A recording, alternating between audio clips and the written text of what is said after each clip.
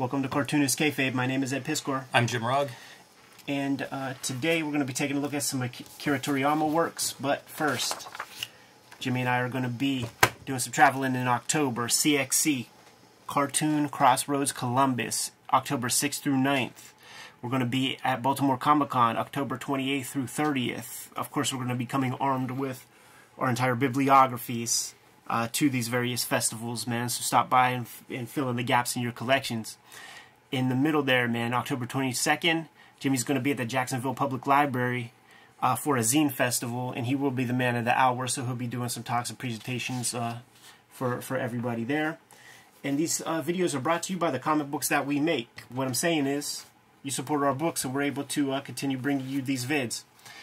Jimmy has worked on Hulk Grand Design this past year and a half, 2 years or so, man. It will be collected at the end of this year, 2022, around Christmas time, man. But you'll have enough time to order it and have it underneath that Christmas tree. So make sure you do so. It's going to be that treasury size format, big book, fluorescent inks on the cover. And back in print is Street Angel, Deadliest Girl Alive, collecting all of Jimmy's Image Comics Street Angel books. So make sure you get your hands on that. Red Room Trigger Warnings trade paperback is going to be hitting the stands in September 2022, collecting all 4 issues of the Trigger Warning stuff that came out this year, plus about 70 pages of extra material, back matter, director's commentary, fresh artwork was constructed for this, and a whole new comic that you're going to be able to read in its kind of proto stage. If you have the Antisocial Network, it's a good companion piece to that. And if you glance through the Antisocial Network, you'll see what I mean in regards to the extra materials involved. So without further ado, let's take a look at the massive hardcover, all 3 manga theaters from throughout the 80s and early 90s that collect a big chunk of Toriyama's works that are not Dr. Slump, Dragon Ball, or Sandland. And I discovered Dragon Ball from Shonen Jump in the early 90s, thanks to my pops doing some world travels, brought back some Shonen Jump, and it was like one of the only titles that you can read inside there, and certainly got the cover treatment. And as I became a bigger and bigger fan of his works, and you would read that, you know, he has this entire bibliography that's way beyond, you know, just those popular works. I always wanted to see them. They were never published in America, and they're all collected here. And it is a sight to behold. There's so much inspiration that I get from this, Jimmy, because the first volume, which would be like the first, say, 200 pages, we're not really able to go through this very much because there are whole YouTube channels that got completely taken down for showing just copyright laws and stuff are way different in Japan, so we can't really be going through this thing page by page, but I do have some markers of things that we can check out and not get in trouble with copyright. I feel like it's a beautifully designed book too. Viz is one of the better designers. You know, we talk about the design evolving over time in comics. Yeah. Viz has been at the front of that evolution for a while. Yeah, they certainly grew into their own, and they got good people on the team, yes, no doubt. So this first volume encompasses a lot of his earliest works, stuff that showed up kind of before Dr. Slump and during Dr. Slump. So Wonder Island, these first 2 pieces from 1979. Wow. So we're getting to see, like, you know, what his art looked like at this level. And it has all the hallmarks. From this one page, it has all the hallmarks of the chibi kind of style that he brought to comics. Going through this book, it made me sort of realize, like, his evolution, building on top of, like, Osamu Tezuka or that guy who did Cyborg 009, where they would have these cartoon shapes, like very simple lined, built with circles and tubes. Yeah. But they felt kind of prototypical. You know, it's just a cylinder.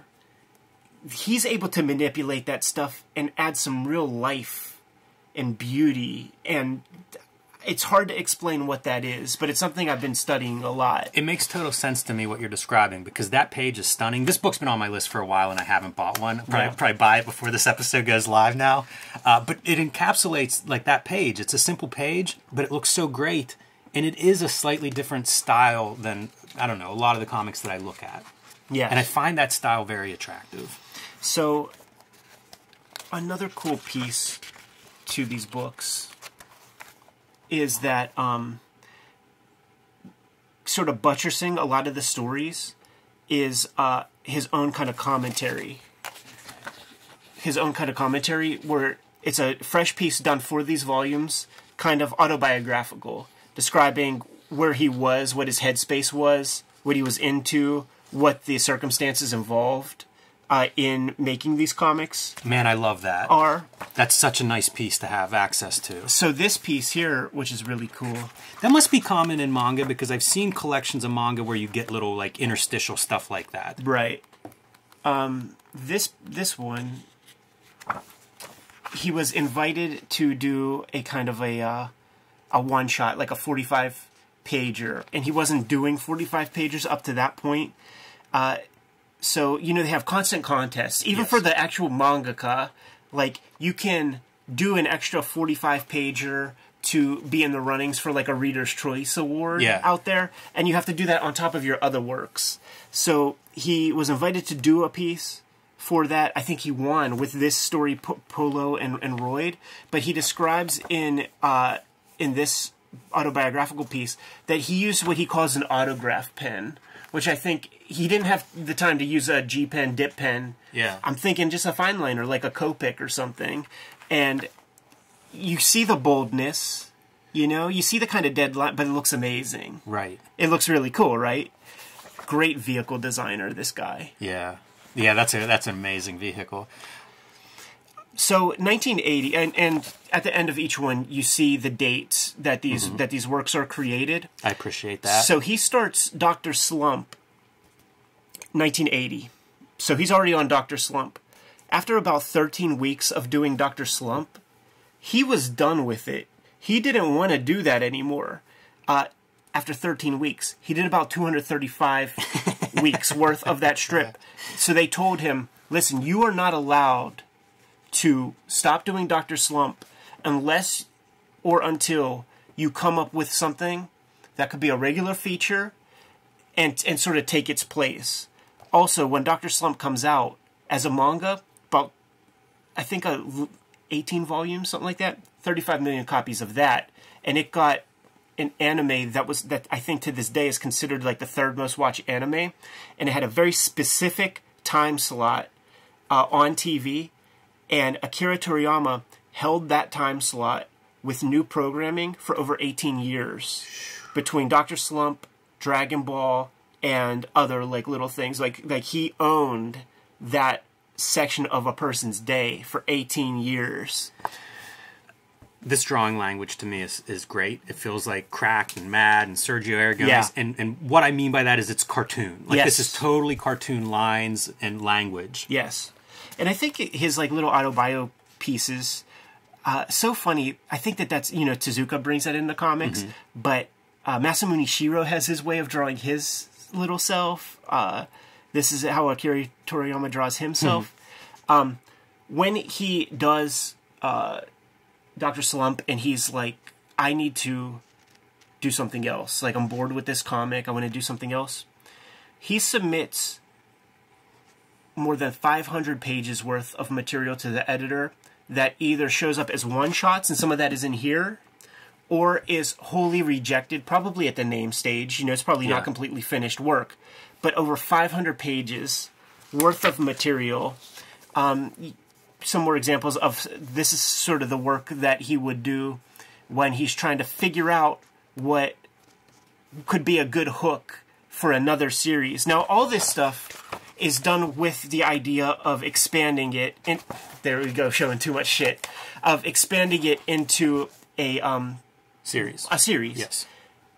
When you read them, I read the bulk of this book, they're missing pieces. Like, they don't feel like they have what it takes to be a long-lasting thing. When you read chapter 1, episode 1 of Dr. Slump, it hits. Yeah. You just feel it. You just feel it. And as an editor, I think if you read enough of that stuff, you know it when you sees it, you know? And so none of these exactly have it. It'd be amazing to go through this with an editor. Yeah. And see what they see. Right. Or what they don't see. You know, like what is missing from this that Dr. Slump has. Yeah, yeah. The Dr. Slump thing, he described it as like kind of like a West Coast California kind of aesthetic and style and sensibility. And he wanted to do something more Asian, more start to lean toward the Chinese. So while he's doing Dr. Slump, 1980 to like 83, 84, and trying to figure out his exit strategy, and that's what basically like all this material is. He happened on to put this little piece together. 2 or 3 one-shots of a comic called Dragon Boy. That was the shit. Yes. That was the shit. This is not Dragon Ball. It kind of tells a little bit of the story of like the Monkey Boy, all that kind of shit. But we're getting there. He was already watching Bruce Lee and Jackie Chan movies, and his editor was like, why don't you go in that direction a little bit? Even when he starts Dragon Ball, it's like 3, 4, or 5 volumes before they even get to like the first karate tournament, which is the thing that really like propelled it into what it was like a questing manga. 7 Dragon Balls, you got to get them all. Get them together, you get to like ask for a wish or something. A bunch of competing forces that know about that are also trying to get it.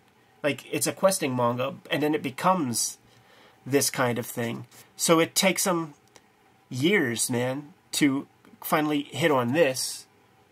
Ends up putting these out. They're a hit with the audience, because in the shonen manga, the weekly manga that come out, there's that little questionnaire that the manga readers are invited to participate in, where you get to sort of catalog like your favorite to the least favorite. Yes. And some of this shit that he does, like when he submits these old stories, these are last placers. You know, so it's like last placers for a while. It's incredible that you stay motivated to continue doing it. And then his shit starts to hit and become first placers. And the fact that there's this many stories, I feel like speaks to how you overcome a last place finish. Yeah. And it is that months before those survey results come in, you've drawn 14 more stories. Yes. You know, like you just keep moving forward, where it's like if you have a bomb, it's not a big deal. Hey, I want to mention something about lettering, because we often point out like digital lettering and complain about it. I like what they're doing with the lettering. One, this is kind of a bouncy, cartoony style. I think it's complimentary. And that's what I always say about digital lettering, is just consider it. Yes. And then the nice thing is, this is lettering that denotes his words. Yeah. So, you know, like you're seeing a couple of different fonts applied here, but with purpose. Like one identifies, you know, one means one thing, one means another, and then it's a matter of whether it pairs up with the line art. And it's throughout the whole book. You get a bunch of different fonts and a bunch of different typography treatments and things. And there is some stuff in here where it's like really cool word balloons that are interacting with the panels. And one of the things that his editor dug about his work early on was that he was using Roman characters, onomatopoeia, rather than... Interesting. Now, he didn't always do that. Yeah. But at that stage, it set him apart from other people. And even though his shit was always last place, it's kind of like Dave Letterman had like 3 shows before he was on after Johnny Carson. He had a daytime show. He was a part of like that Willard Scott shit too, because he had like a high Q rating and like and people like liked him, but they couldn't figure out his lane until they did, and he owned it. Toriyama was at the front of that book, man. Like One Piece would not be a #1 thing if Akira Toriyama didn't put the pen down and allow for like young bucks to come in and show off, man. Once again, like almost after every strip, he has a little autobiographical piece that I think is very valuable. It's very inspiring in a setting like this. Another one of these just great examples of, not only is he a great cartoonist, I think of him as kind of like a one-stop shop, like a complete Walt Disney studio in one. Because he creates attractive boy characters, girl characters, settings. When he's not limited to like the things he's most popular for. Like he's able to flex and do a bunch of different eras and subject matters and things. But his design acumen, it makes sense that video games would come calling for him to design new shit because everything looks cool. I feel like there are a lot of manga artists that have this skill set, and it's because they're drawing so much. They're seeing it in the same page size and format thousands and thousands of times, and so you hone that. You know, like whenever you look at something like Otomo has a similar skill set, different style, but that thing where it's like he can do standalone illustrations that are gorgeous, he can do sequentials that are gorgeous, he can design characters and vehicles and all this stuff. And I think that these guys who have 10,000 pages, 20,000 pages, you know, in a few years, you know, in a decade or something, that kind of, it's a robust skill set that you have to possess to get to that level. Yeah. And you hone it in all these different ways, you know, like when you're doing your sequentials or you're doing your stories or you're coming up with new characters, you're working on vehicles, you're working on designs of these characters. And I think that you almost take it for granted. Like, I feel like cartoonists in America do this, where it's like, if you stopped and thought about what we do, it's like you write more than 99% of the people out there, you do composition, you do all these different things, but we just think like, oh, I do comics and, you know, that's a small little industry. And it is, but that's not all you do is the thing. Like, you have to develop these other skill sets, even if you're not conscious about it. Just the process of making thousands of pages, you end up doing designs for all of these vehicles and settings and locations and people, and, you know, it pays off. Yes. Like, this is so many hours of repetition. Again, this is the 100,000 hours. This is not your 10,000 hours that Malcolm Gladwell talks about. This is 100,000 hours of work. Yeah, absolutely. And with all that said, so much manga is assembly line driven, and you have a staff. He's never had more than an assistant or two helping him. That's remarkable. So this is him. Yeah. This isn't Joe Schmo who does the cool vehicles in my manga. Like, this is Toriyama. He says that most of the in fact, he gets like dissed by the editors for being hacky and for being too quick and scribbly and stuff. But most of his assistance is with spotting blacks. Interesting. Like, just because he's... I was going to say cutting screen tone. Because he's... Well, you know what? Like, there's screen tone here for this piece, but you will notice that there's almost no screen tone in any of his stuff. If you remember in Dragon Ball, there's the Super Saiyans, and you turn blonde. That's just so you don't have to fill in the black, because he's using one tool, drawing the shit, and then passes it to the guy to spot the blacks in his works. This goes pretty far, you know, like it goes into the 90s, and then the last story in here, which would have been in the third volume of the Japanese manga theater, is a multi-part, like 10, 13-part Go-Go Ackman. So you get a complete version of that. I was kind of hoping that they would also include Sandland, which was serialized in Shonen Jump when they started doing that in America. It has one tankobon that's kind of expensive right now, but is another like complete work that's about of this level, maybe a couple 50 pages more or something.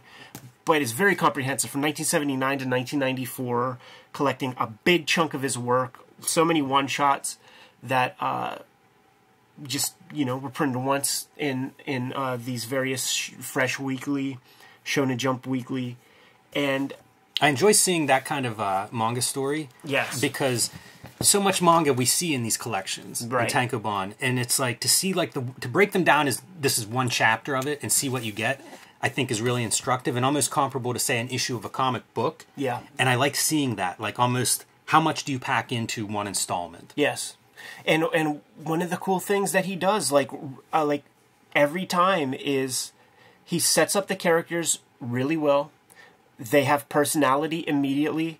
You don't confuse one person's dialogue balloon with somebody else's because of the character that he creates.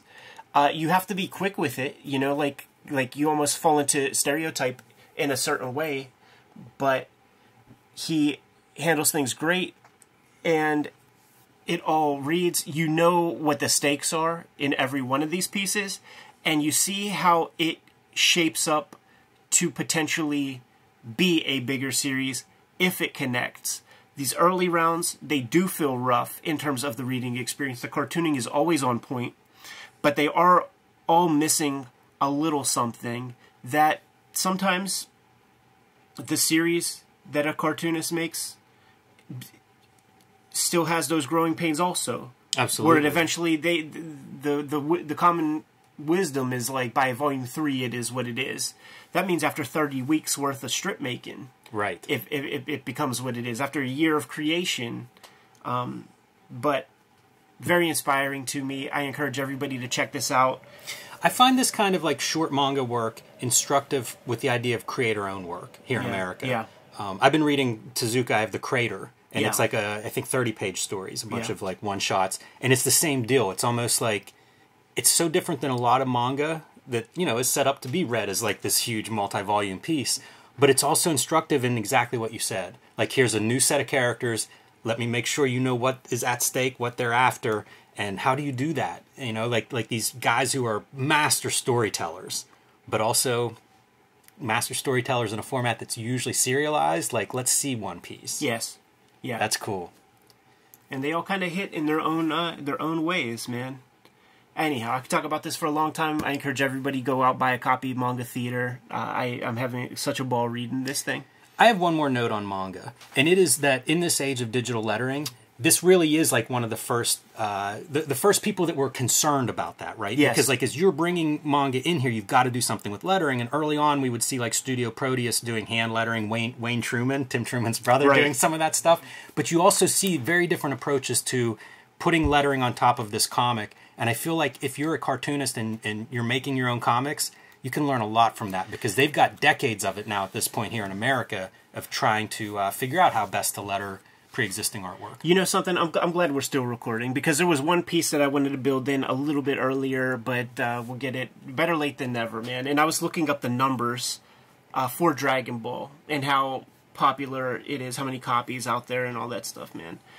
In Japan alone, 160 million copies spread across 42 volumes. So, you know, it's, what, 3 million a copy? Something like that. 4 million a copy? Yeah, maybe 4 million. And the population of Japan, 129 million or something like that. And if you look on the Wikipedia, there's a breakdown for countries. Like, there's almost 300 million Dragon Ball comics out there in the world. Second place, I think, is like in Korea. But where America comes in, with a population of about 325 million people, across 42 volumes of the series at large, plus the many iterations of like the other versions we have, 2.1 million. And I don't find that heartening. And like, I think it speaks to a kind of like an illiteracy in terms of comics, or probably everything here in the States, where we have double the fucking body count and such a small, for how popular Dragon Ball is, that's a very low number to me. Spread across 42 volumes of stuff, plus different iterations of those 42 volumes. That's pretty low. Look, if you look up reading habits of American adults, I mean, it's depressing. Right. Like I've seen stuff where it's like, you know, the number of people that read one book after high school or after college or whatever, and I mean, it's minority. Yeah. You know, it's a small percentage that read a book. Yeah. It's disappointing, but you know, like the heartening part is we have access to it at least. Yeah. If you want to read this stuff, you can go out and find it.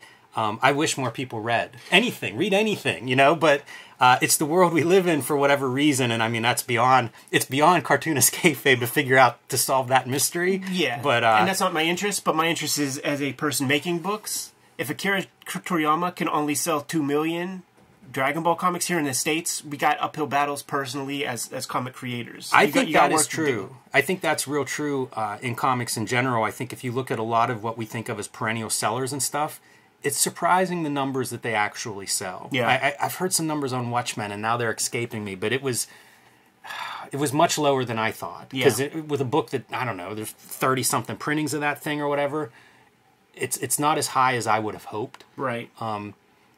You know, I'm sure that Dragon Ball is crushing almost everything, which maybe does make this more depressing when you think of it that way. Yeah, that's exactly what I'm talking about. Yeah, it's tough. I wish more people in America read, so I hate to say it early, but read more comics, everybody. You good to go, Jimmy? I am. Kayfabers, like, follow, subscribe to the YouTube channel. Hit the bell. We'll notify you when new vids are available. Jimmy, what's out there? It's time to order Hulk Grand Design, the collection. It's oversized. It's fluorescent green. You're going to want it under your Christmas tree and under your friend's Christmas tree. So pre-order it now wherever you get books. Street Angel, Deadliest Girl Alive, the best comics I ever made, are back in print from Image Comics. Again, get it wherever you order books. And join me on patreon.com/JimRugg, where you can see a lot more of my comics making and art and download some out-of-print comics and zines. Red Room trigger warnings, hit and stand, September 2022. Murder on the Dark Web for Fun and Profit is the name of the game in Red Room Comics. Banned in 28 countries, banned in more than 10 comic shops. So hit up my link tree in the description below this video to put in your orders and pre-orders for current and future Red Room Comics. You can also hit up my Patreon and read Red Room Comics that haven't hit paper yet. They won't hit paper yet until 2023. $3 for that archive. More than 300 pages worth of material is up there. Put up new strips every Tuesday. What else do we have out there, Jimmy? Subscribe to the Cartoonist Kayfabe newsletter at the links below this video. You can also find Cartoonist Kayfabe t-shirts and merchandise at the links below this video. Another great way to support the Cartoonist Kayfabe channel. Given those marching orders, Jimmy, we'll be on our way. Read more manga.